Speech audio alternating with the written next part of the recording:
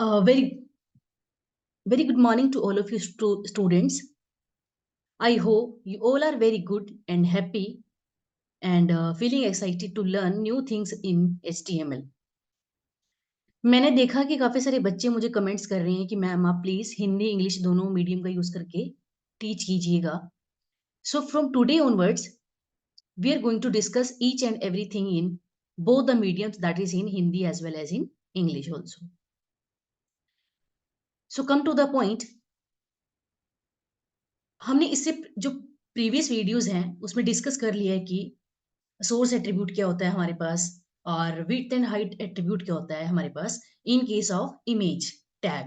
सो आज हम डिस्कस करेंगे HTML ID attribute as well as HTML class attribute and we will see the difference between these two attributes, right. So HTML ID attribute हमारे पास क्या होता है? ID attribute क्या होता है हमारे पास? किसी भी एलिमेंट की आइडेंटिफिकेशन को शो करने के लिए हम यूज करते हैं ID एट्रीब्यूट का. So this is used to provide a unique identification to an element. Situation may arise that when we will need to access a particular element among so many elements. अगर हम काफी सारे हमारे पास elements हैं, suppose कीजिए हमारे पास heading 1 है, heading 2 है, हेडिंग 3 है, H1 H2 H3 है. सो हम चाहते हैं कि हम सिर्फ एक टाइम पर H1 की जो प्रॉपर्टीज हैं उसमें हम कुछ चेंज करें. सो उस केस में हमें क्या करना पड़ेगा? उस H1 हेडिंग को हमें एक्सेस करना पड़ेगा. उस पर्टिकुलर एलिमेंट को एक्सेस करने के लिए हम उसकी यूज करेंगे उसकी आईडी. सो हर एक एलिमेंट की एक पर्टिकुलर आईडी होती है, यूनिक आईडी होती है, जिससे हम उसको क्या कर सकते हैं? इजीली एक्सेस कर सकते हैं और उसको हम प्रॉपर्टीज असाइन कर सकते हैं. So HTML ID attributes are used to specify the unique value for the specific element. ID attributes का हम यूज करते हैं बेसिकली क्या करने के लिए? उसके स्पेसिफिक एट्रीब्यूट को एक स्पेसिफिक वैल्यू असाइन करने के लिए. So see the example here. Doc type HTML. This is basically describing here the type of the document, and HTML. This is the opening tag, and HTML. This is the closing tag here. And I said earlier that within the HTML opening as well as closing tab, you have to write each and everything. So this is the head part, and within the head you have to describe the title. You can add style, right? So within the head part, you have to give each and everything about the title of the HTML code as well as whatever style you want to give to the particular elements. Now come to the next point. यहाँ पे अगर हम देखें, ये हमारे पास क्या है? Body part. Within the body opening tag and closing tag we are going to take suppose H1 heading, right? So this is the opening tag for heading and this is the closing tag for heading, and in between these two opening as well as closing tag you have to write each and everything. Like you are writing here, welcome to brilliant makers, right? अगर हम चाहते हैं कि इस particular H1 heading element के अंदर welcome to brilliant makers को मैं कुछ पर्टिकुलर कलर देना चाहती हूँ, तो इसको मैं कलर देने के लिए क्या करूंगी? इस H1 एलिमेंट को एक आईडी असाइन कर दूंगी. सपोज मैंने यहाँ पे आईडी का नाम दिया यहाँ पर कोडर. सपोज मैंने आईडी का क्या नाम दे दिया यहाँ पर? कोडर. सो इसको मैं कुछ भी अगर प्रॉपर्टी देना चाहती हूँ H1 एलिमेंट को, तो क्या कर सकती हूँ? मैं इसकी आईडी को पहले क्या करूंगी? एक्सेस करूंगी और उस आईडी को का यूज करके मैं उसको कुछ भी प्रॉपर्टी असाइन कर सकती हूँ. प्रॉपर्टी लाइक उसका कलर भी चेंज कर सकती हूँ, मैं उसका फॉन्ट साइज चेंज कर सकती हूँ, फॉन्ट फैमिली भी चेंज कर सकती हूँ. अब हम ये सब चेंजेस करेंगे कैसे?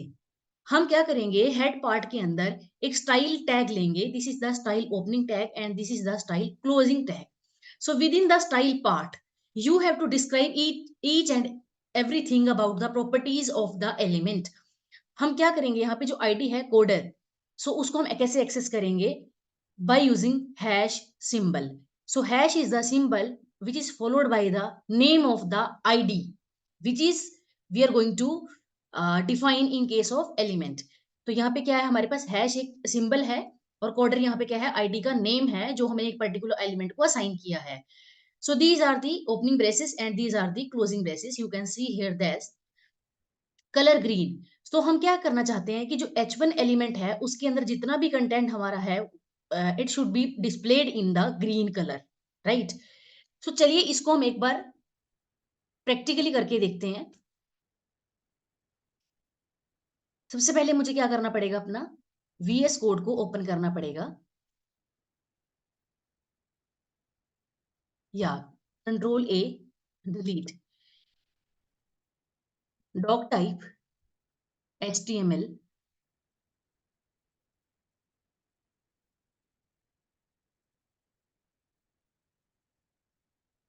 HTML opening tag and closing tag are coming together. Within the HTML, you have to write each and everything, that is head part.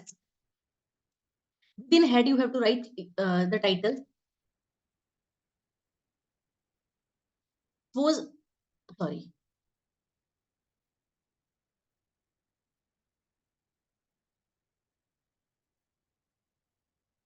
मैं अपने यहाँ पर टाइटल देना चाहती हूँ, हम किसकी बात कर रहे हैं, आईडी एट्रीब्यूट की, आईडी एट्रीब्यूट, राइट।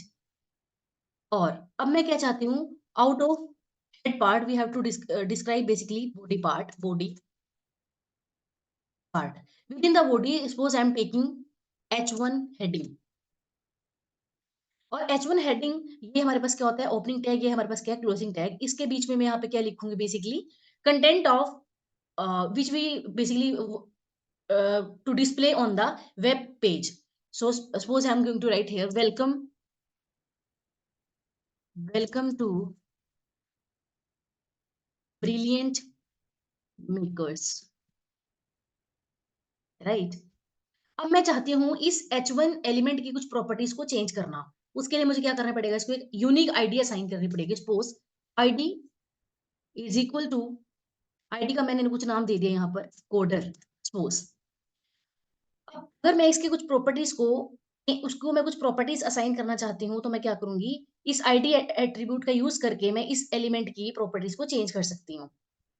उसके लिए मुझे क्या करना पड़ेगा, आईडी को यूज करना पड़ेगा स्टाइल टैग के अंदर। अब हमेशा याद रखें कि जो स्टाइल आपके पास टैग है, वो हमेशा यूज होगा within the head part, within the head part.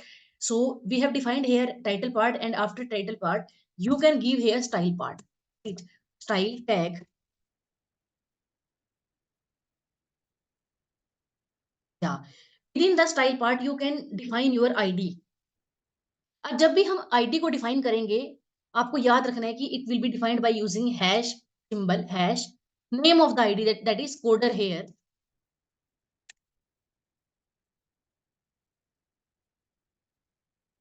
अब आप यहाँ पे देख सकते हैं कि हमें अगर इस वेलकम टू ब्रिलियंट मेकर्स का कलर को चेंज करना है, तो मैं क्या करूंगी, यहाँ पे कलर, कलर मैं सपोज इसको देना चाहती हूँ ब्लू, या you can give the colour. और मैं चाहती हूँ इसका जो साइज है वो भी मैं चेंज करना चाहती हूँ, मैं करना चाहती हूँ फोंट फैमिली। जो हमेशा साइज देंगे वो किस में देंगे, पिक्सल्स में देंगे। सपोज मैं चाहती हूँ इसका साइज हो जाए 50 पिक्सल्स, राइट। Ctrl+S।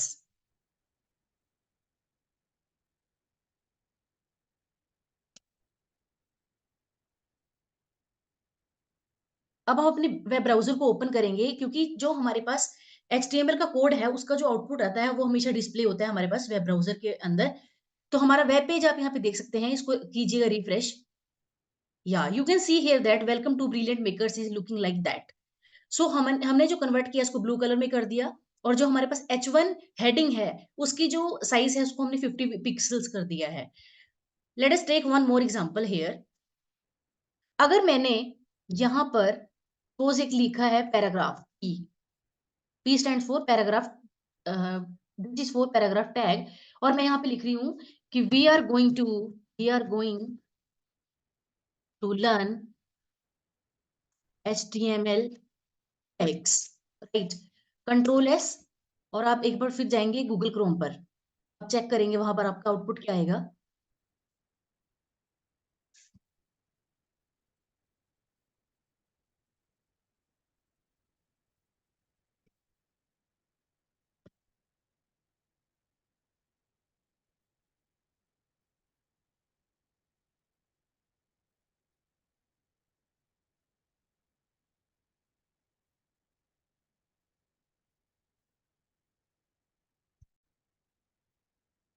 आपने गूगल क्रोम को ओपन कर लिया और यहाँ पर आप देखेंगे, रिफ्रेश कीजिएगा इसको, या you can see here that welcome to brilliant makers.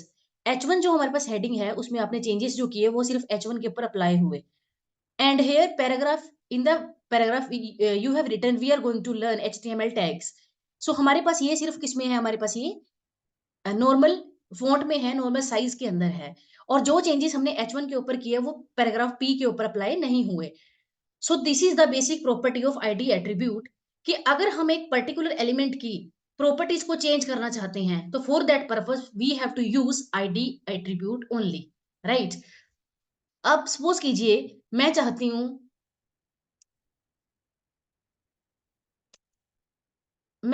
कि हमारे पास जो पैराग्राफ है उसकी कुछ प्रॉपर्टीज को भी चेंज किया जाए। In that case you have to define another id for the paragraph also, so you can write here id is equal to the, suppose I'm giving here id like well,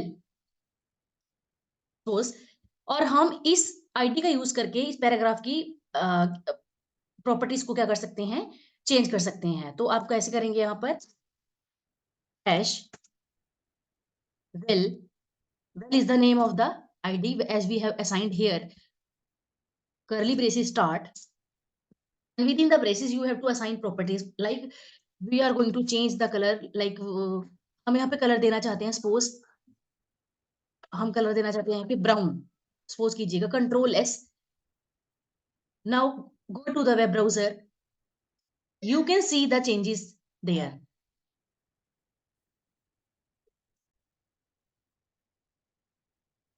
So आप जो changes हुए हैं वो यहाँ पर देख सकते हैं, या you can see here that जो आपके पास ब्लू कलर में है वो आपके पास क्या है, हेडिंग। मतलब कि जो प्रॉपर्टीज आपने हेडिंग 1 के ऊपर अप्लाई किया है, H1 के ऊपर अप्लाई किए हैं, उसका कोई इफेक्ट नहीं है पैराग्राफ के ऊपर। और जो पैराग्राफ P के ऊपर आपने अप्लाई किया है, मतलब P टैग के ऊपर अप्लाई किया, तो वो हमारे पास कौन से कलर में कन्वर्ट हो गया, ब्राउन कलर में कन्वर्ट हो चुका है। So now move to the next topic. This is all about the ID attribute. Now we are going to discuss about the class attribute here.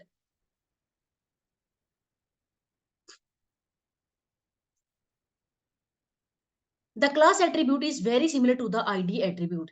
अगर हम बात करें जो क्लास एट्रीब्यूट होता है हमारे पास HTML के अंदर और ID एट्रीब्यूट होते हैं, वो दोनों क्या होते हैं, हमारे पास सेम ही होते हैं, लेकिन इनका जो एक्सेस करने का जो मेथड होता है दोनों मतलब किसी एलिमेंट से अगर आप आईडी को एक्सेस करना चाहते हैं उसकी, या फिर उसकी क्लास से उसको एक्सेस करना चाहते हैं, थोड़ा सा वहां पर डिफरेंस होता है। तो you can see here that this is the doc type HTML, that is defining the type of the document here.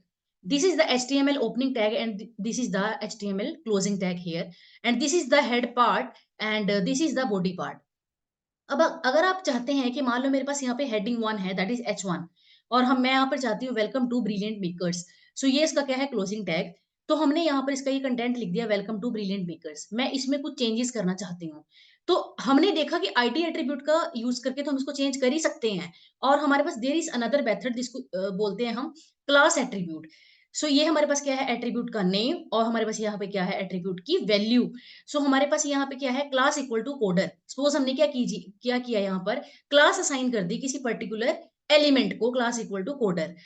अब अब हम क्या करेंगे, इसकी जो क्लास है इसको यूज करके हम एलिमेंट की प्रॉपर्टीज को चेंज कर सकते हैं। जैसे हमने क्या किया यहाँ पे स्टाइल टैग, जैसे हमने आईडी के केस में यूज किया था, इसके अंदर ही सब कुछ हम असाइन करेंगे। अब देखिए यहाँ पर dot coder, this is the main thing you have to keep in mind, that while you are going to access any element by using its id you have to use here hash symbol, but in case of class you have to use here dot symbol, right। कि जब हम किसी भी element को access करेंगे उसके ID से तो हम यूज करेंगे वहां पर हैश के साथ यूज करेंगे वहां पर हम उसके एट्रीब्यूट का नेम, राइट। तो और या फिर हमारे पास आईडी का नेम। बट अगर हम किसी एलिमेंट को एक्सेस करना चाहते हैं क्लास, उसकी क्लास से, तो हम क्या यूज करेंगे वहां पर डॉट, और वहां पे क्या लिखेंगे, उसकी क्लास का नेम। हमने यहाँ पर क्या लिखा, डॉट, क्लास का नेम क्या है हमारे पास, बेसिकली यहाँ पर कॉर्डर। तो with in curly braces you can see here that we have defined the color that is green which we want to display on the web page. So this is the main difference between the id attribute as well as in the case of class attribute. अगर हम किसी element को वो properties assign करना चाहते हैं उसके ID attribute से, तो हम यूज करेंगे वहां पर हैश सिंबल का। बट अगर हम किसी भी एलिमेंट को एट्रीब्यूट उसकी प्रॉपर्टीज कुछ असाइन करना चाहते हैं, उस केस में हम यूज करेंगे वहां पर उसकी डॉट सिंबल का यूज करेंगे, डॉट और उसकी जो क्लास का नेम है उसका हम यूज करेंगे। तो चलिए एक बार इसको हम छोटे से एक एग्जाम्पल के साथ देखते हैं।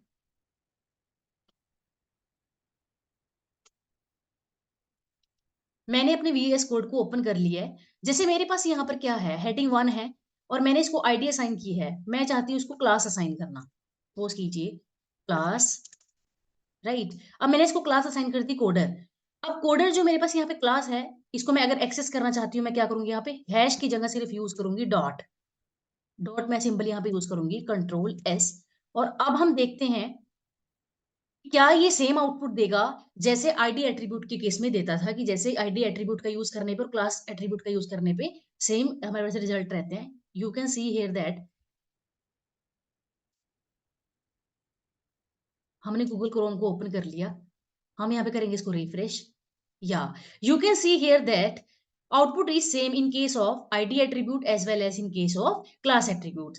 So this is all about the id attribute and class attribute. I hope by looking at this video, all things about the id as well as class attribute is clear to you. And अब हम next जो videos है, next video में हम discuss करेंगे सम मोर attributes of the HTML। अगर आपको मेरी वीडियोस लगती हैं कि आपके लिए बहुत ज्यादा फ्रूटफुल हैं, तो मेरी वीडियोस को लाइक कीजिएगा, चैनल को सब्सक्राइब कीजिएगा। Thank you, bye bye, take care.